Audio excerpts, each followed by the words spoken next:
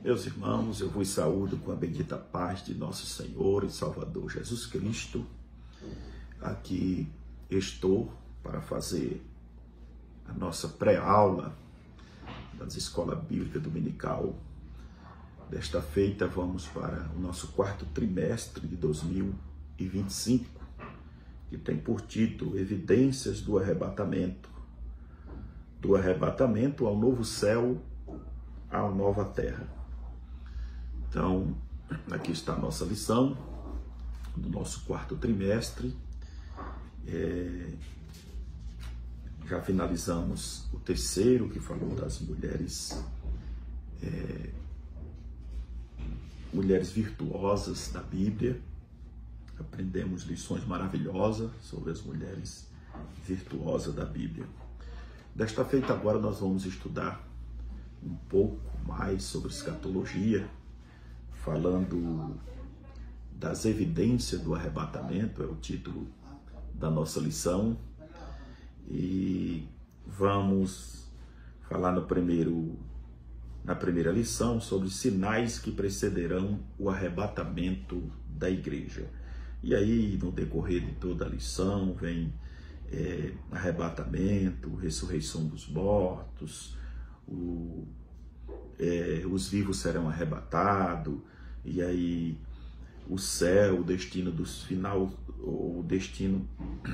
final dos salvos, falar sobre o tribunal de Cristo, grande tribulação, Armagedon, reino milenial, grande trono branco e o novo céu e a nova terra, que é a última lição a ser estudada nesse trimestre. Quero aqui agradecer a Deus pela sua bondade e misericórdia para conosco, por ter nos concedido mais essa oportunidade de juntos aprendermos da palavra dele e de darmos o privilégio de comentar mais essa lição.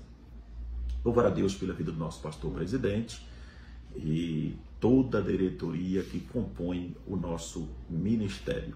Deus abençoe a nossa EBD, todos os componentes que estão inseridos na nossa diretoria, aqueles que estão empenhados nas leituras diárias, semanalmente e pré-aulas.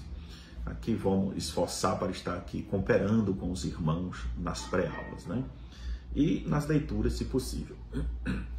Então, quero desejar um bom estudo a todos nesse quarto trimestre de 2025, professor, superintendente e alunos da Escola Bíblica. Então vamos para a lição da primeira lição desse trimestre. Mas antes de adentrar, eu queria aconselhar aí os irmãos que leia a apresentação da lição. Isso é muito importante. Leia, porque você vai entender como surgiu a lição, a forma que ela veio até nós. Então, deixo aí o recado. Não esqueça de ler a apresentação da lição. Não irei ler para ganhar tempo aqui. Então, a nossa lição a ser estudada é sinais que precederão o arrebatamento da igreja. Vamos destacar aqui algumas coisas que ocorrerão. É claro que não vamos trabalhar dentro dos pormenores, mas cada um do professor possa estar aprimorando, adentrando com mais profundidade no assunto. O texto áureo da nossa lição vai estar em Mateus, capítulo número 24, e o versículo é o 6. E ouvireis de guerra e de rumores de guerras. Olhai e não vos assusteis, porque é mister que isto tudo aconteça, mas ainda não é o fim. São palavras de Jesus, falando que muitas coisas iam acontecer antes mesmo da sua vinda. Vários sinais aconteceriam, mas ele disse, é mister que isto aconteça, mas tenha em mente que ainda não é o fim dessas coisas, apenas são os sinais que precedem o fim de tudo. Mas a nossa verdade prática está assim: os sinais verdadeiramente mostram que Jesus está voltando. Precisamos estar atentos aos sinais que precedem a vinda do Senhor. A Bíblia, ela relata vários sinais que ocorreria, que aconteceria nos últimos dias, logo antes da vinda de Jesus. Jesus fala da figueira que ia brotar, e essa figueira seria Israel, e isso já aconteceu em 1948, são um dos sinais, né, que também representa a vida do nosso Senhor e Salvador, Jesus Cristo. Então a nossa esperança é essa, aguardar Jesus a qualquer momento. A qualquer momento Jesus há de vir buscar a sua igreja. O texto base para a nossa lição está em Mateus 24, do versículo 1 ao 8. Nós temos o nosso objetivo geral, expor os sinais que precedem o arrebatamento da igreja. E temos 3 objetivos específicos. Primeiro, explicar os métodos utilizados pelos falsos mestres. Então aqui nós vamos, no primeiro tópico, discorrer um pouco sobre o método que os falsos mestres se utilizam para enganar as pessoas. Desculpa. O terceiro, apontar a maneira correta do crente sobreviver espiritualmente ante uma consciência, ante uma sociedade melhor, decaída. Deixa eu só voltar aqui para a gente entender melhor. A leitura não ficou muito boa, né? Apontar a maneira correta do crente ou do cristão sobreviver espiritualmente ante uma sociedade decaída. Então, no segundo tópico, melhor dizendo, nós vamos mostrar alguns conselhos de Paulo a Timóteo, que fala,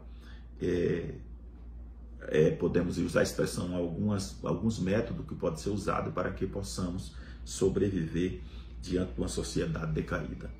E o terceiro, discorrer sobre o declínio espiritual dos últimos tempos. Então nós vamos falar baseado em alguns pontos bíblicos na decadência espiritual das igrejas nos últimos dias em que estamos vivendo.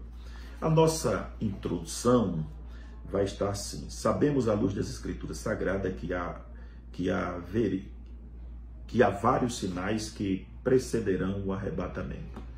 Então, qual é o manual, o instrumento que nós temos para descobrir, para detectarmos acerca dos eventos que ocorreria e que ocorrerão ou que estão ocorrendo acerca que precederia a vinda de Jesus?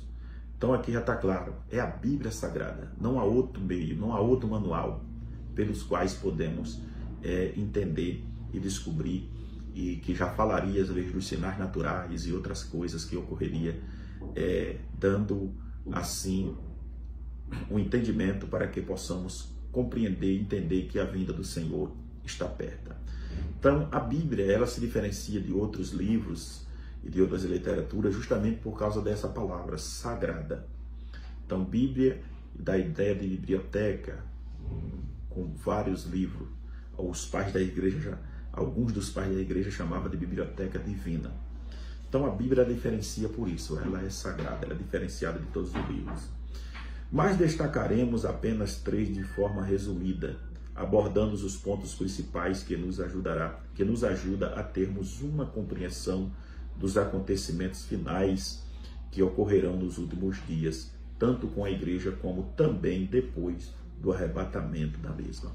Então nós vamos destacar aqui alguns pontos importantes, usar apenas 3 tópicos, falando de alguns pontos sobre os falsos, como podemos observar sobre os falsos mestres, os valores morais e declínio espiritual. Esses 3 pontos nós vamos abordar aqui. Então nós vamos usar tanto algo que acontecerá antes e depois do arrebatamento. É importante estarmos atentos a isto. Aqui no própria introdução tem várias referências bíblicas que nos ajudará no nosso aprendizagem. Agora vamos adentrar aqui no primeiro tópico, falsos mestres. Agora, aqui no primeiro tópico, eu quero avisar para os irmãos que o intuito aqui nesse primeiro subtópico, melhor dizendo, é mostrar a sua mensagem ilusória, ou a forma que eles usam para iludir as pessoas. Usando aqui, por exemplo, o último dos falsos que aparecerá nos últimos dias após o arrebatamento da igreja. Então, mensagens são ilusórias. A ideia aqui é mostrar que a mensagem desses falsos mestres é ilusória. Qual é a ideia? Iludir as pessoas. Tentar iludir as pessoas o máximo possível. Com o poder da persuasão, com a sua conversa polida, bem penteada, como diz a história, e tentar enganar as pessoas por meio dessas mensagens ilusórias. Então, em várias ocasiões, os judeus já foram desviados do caminho da verdade por falsos profetas e falsos cristos.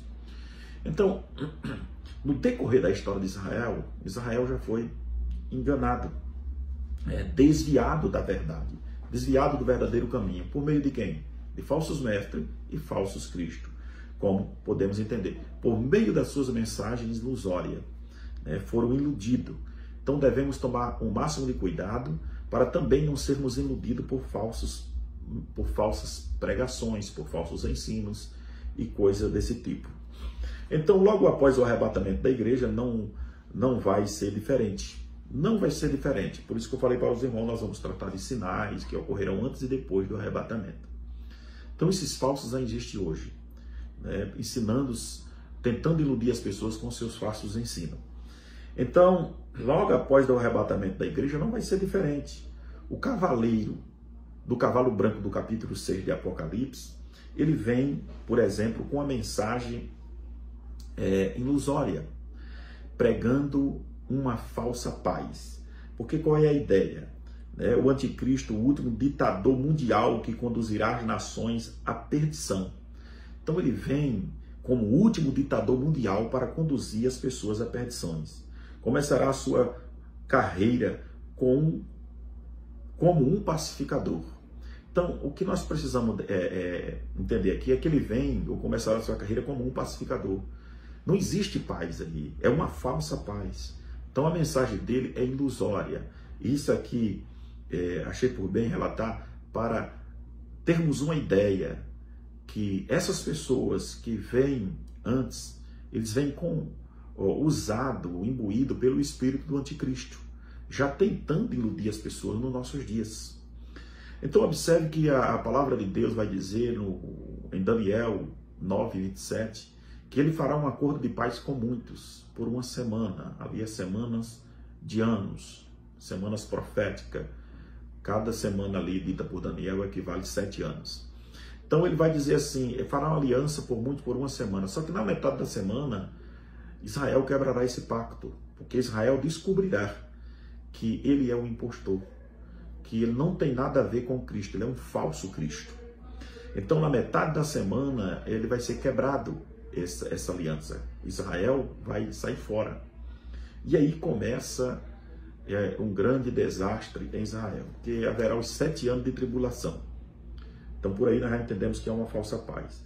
Mas a ideia aqui repito, mostrar que a mensagem dos falsos mestres, o objetivo delas é iludir as pessoas com falsas promessas, com falsos ensinos, coisas que a Bíblia não relata.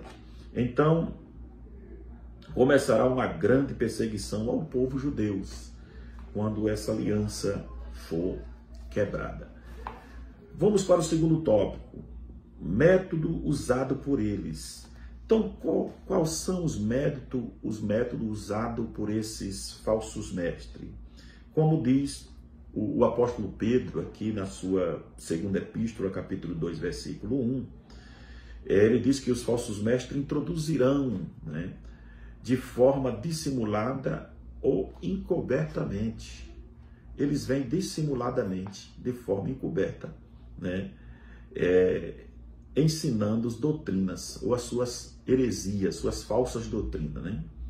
Então, eles vêm de forma disfarçadas, se mostrando como pessoas maduras na fé, como pessoas que têm autoconhecimento do assunto. Essa é a ideia. Paulo diz, ó, se um outro vir pregar, ou se alguém pregar um outro evangelho, até mesmo um anjo, ou nós mesmos, ele vai dizer em Gálatas, pregar um evangelho diferente desse que nós já conhecemos, considera um anátema. Então eles se apresentam como pessoas maduras, como pessoas equilibradas, como alguém que tem autoconhecimento da fé cristã, para tentar enganar as pessoas. E o seu objetivo aqui, ó, é infiltrar dentro das casas, porque na época dos apóstolos, ele já usava essa estratégia. Eles não saíam em público, né? Eles iam de casa em casa, tentando enganar, transtornando famílias inteiras. Essa é a ideia. E, do mesmo modo, em nossos dias, ele se utiliza das mídias sociais. O veículo usado é a internet para adentrar dentro da casa das pessoas. Infelizmente, muita gente tem deixado isso acontecer. Agora, nós, como os pastores, é dever, pois, de cada pastor, não é, chamado por Deus, ensinar a palavra ou combater esses falsos ensinos por meio da palavra, trazendo a interpretação correta da mesma. Então, é nosso dever como pastores, como ministros, obreiros, né, combater os falsos mestres, combater seus falsos ensinos usando a palavra, ensinando a palavra corretamente. E o que mais podemos dizer dói na gente são a simplicidade das pessoas, porque ele procura as pessoas mais simples para entrar dentro das suas casas. Às vezes tem aqueles que mal intencionado também, porque o pastor ensina, mas ele não é de acordo com o pastor ensina, fica dando ouvido a esses falsos mestres e vive uma vida, como se diz, fora da vontade de Deus, porque esse povo são desigrejados, não tem compromisso com a igreja, né, com o pastor e, imagine, com a palavra de Deus. Então, o terceiro ponto aqui é sua mensagem. Qual tipo de mensagem que eles pregam? A mensagem de tais mestres contém dois elementos principais. Quais são eles? Negar, né? O primeiro ponto, atacar a natureza divina de Cristo. Eles têm aquela ideia de que Cristo não era 100% homem nem 100% Deus, era 50% de cada uma das naturezas. Então a primeira coisa que devemos detectar nos falsos mestres é que eles negam a natureza divina de Cristo. Aquela mesma ideia do gnosticismo, que diz que o espírito é bom, mas a carne não presta, é má. Então devemos tomar muito cuidado quando você vê alguém, como se diz, se apresentando como pessoa que tem autoconhecimento, querendo ser o tal. Fique alerta. Fique alerta nos seus ensinamentos, que com certeza as heresias estão bem aí, né, aplicando as suas heresias. Vez por outra, se deparamos com pessoas desta forma. E, infelizmente, tem pessoas que ele não para analisar, não lê a Bíblia, não vai estudar a Bíblia e está sendo ludibriado por essas pessoas e ainda fazendo aplicação em suas pregações. Devemos tomar muito cuidado. A segunda coisa, né, contém dois elementos. O segundo elemento aqui de suas mensagens. O primeiro é atacar a natureza divina de Cristo. E o segundo é atacar a natureza divina da Bíblia. É o segundo, é essa a ideia, negando a sua inspiração. Então nega. Então quando você vê aquelas pessoas que o intuito é só mostrar coisa, isso aqui não tem na Bíblia, isso aqui é assim, isso aqui é para lá, isso aqui é para cá. Cuidado com esse tipo de pessoa. A Bíblia é a inerrante, é a inefável, né? É a poderosa, é a infalível palavra de Deus. Então, a Bíblia Sagrada, como já dissemos, ela é inerrante, não contém erro. Pode haver alguns erros de tradução, falha humana, mas da parte de Deus não existe erros. Então, Pedro afirma que estes homens chegarão ao ponto de renegar o soberano Senhor que o resgatou. Então, pessoas que apostataram da fé, negou, isso significa que alguém um dia foi crente fiéis, mas abandonou a sua fé. Isso não significa que tal rejeição seja feita somente por palavras e declarações. Esses falsos mestres apresentam-se como alguém de grande maturidade, como eu falei para os irmãos, e como pessoas de grande conhecimento. Né? Eles é esse tipo de pessoa. Apresenta-se como o dono da verdade, o descobridor da roda, o dono da revelação. Né? Quando você vê alguém lendo a Bíblia e dizendo, oh, achei uma revelação bem aqui, cuidado que a heresia vai surgir bem aí. Que a Bíblia, ela já foi revelada. Nós precisamos pedir a iluminação do Espírito Santo para que ele possa nos iluminar dentro do texto que já foi revelado, para que possamos entender o que verdadeiramente a Bíblia está querendo dizer. Agora, no segundo tópico, nós vamos falar sobre valores morais, né? Outros valores também espirituais. Destacamos aqui sobre valores morais, mas também adentrando nos valores espirituais e outras coisas. Então, nós temos aqui no primeiro tópico valores morais inversos. Valores morais inversos. E, baseado nesse tópico aqui, vamos destacar 3 conselhos dados por Paulo a Timóteo para que pudesse se livrar dos falsos. Mas vamos observar aqui, os valores morais estão sendo invertidos e corrompidos, até mesmo dentro das igrejas. É fato. 2 Timóteo 3, do 1 a 5.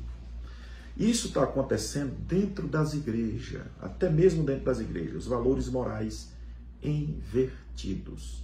Estamos vivendo muitas depravações nos dias em que estamos vivendo, muitas depravações morais acontecendo, até mesmo como nos dias de Sodoma e Gomorra. Algo horrorizantes que, se pudéssemos, não veríamos. Mas, infelizmente, estamos presenciando muitas coisas.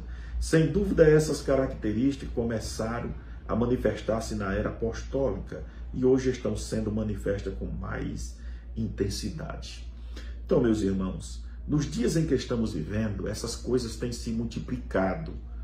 Começaram, não é novo, isso é antigo. Mas hoje estamos vendo com mais intensidade, sinal que da evidência da vinda de Cristo. Né? Deixa eu só ajeitar aqui que a bateria deu uma querendo descarregar. Mas vamos lá.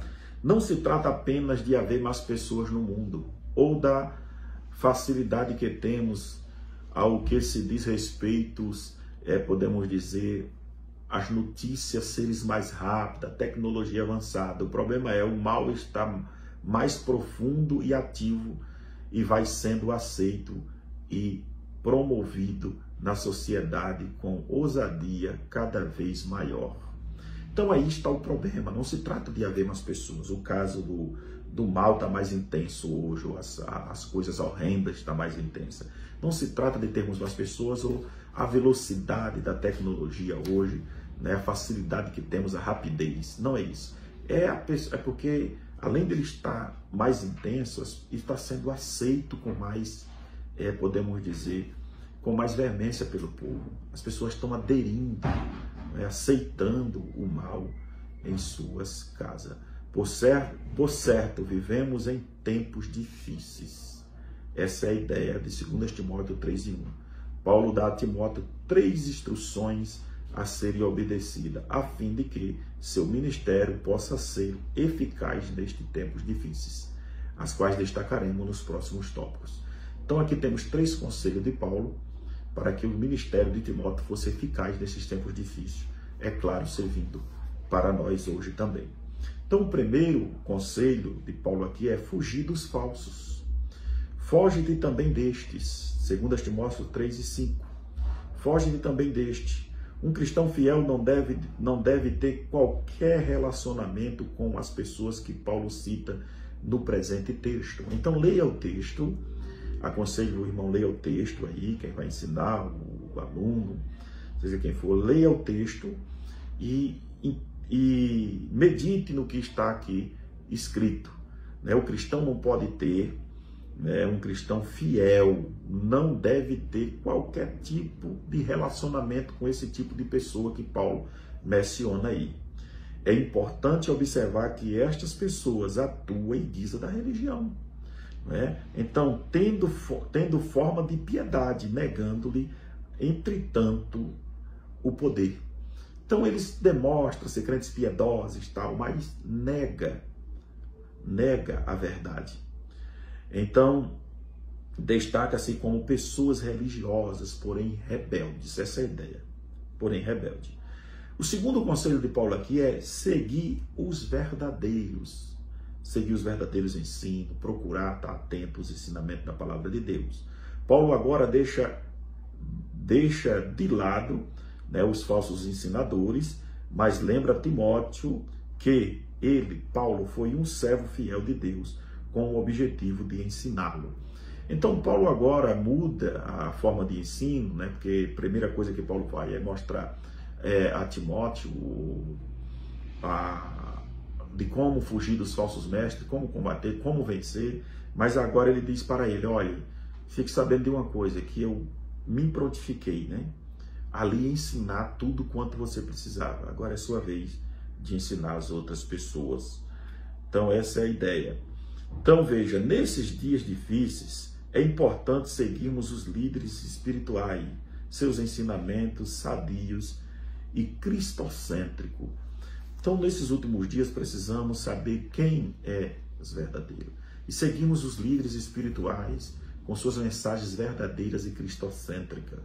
Né? Porque o objetivo do líder que anda na direção de Deus é ensinar o povo a ir para o céu.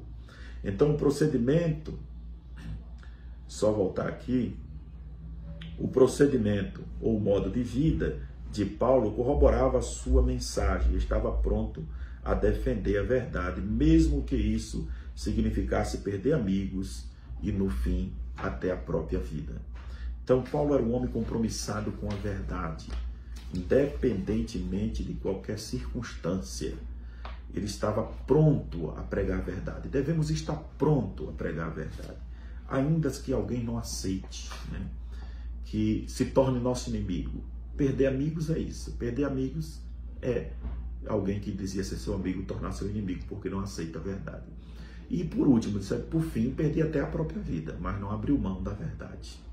O apóstolo Paulo nos deixa exemplo de fidelidade e humildade. Era um servo, não uma celebridade. Então Paulo deixa aqui exemplos de servo de Deus, humilde, que fazia a obra de Deus com humildade. Então ele era um servo, não uma celebridade. É o que devemos ser, servos de Deus, não celebridades. Fazer a obra com intensidade. Agora, aqui o terceiro conselho é permanecer na palavra. A única maneira de derrotarmos as artimanhas de Satanás é por meio da palavra de Deus. Então, aqui, o instrumento a ser usado para combatermos os falsos mestres é a palavra. O conselho de Paulo a Timóteo é esse: olha, utilize-se da palavra, viva a palavra, pregue a palavra, ensine a palavra.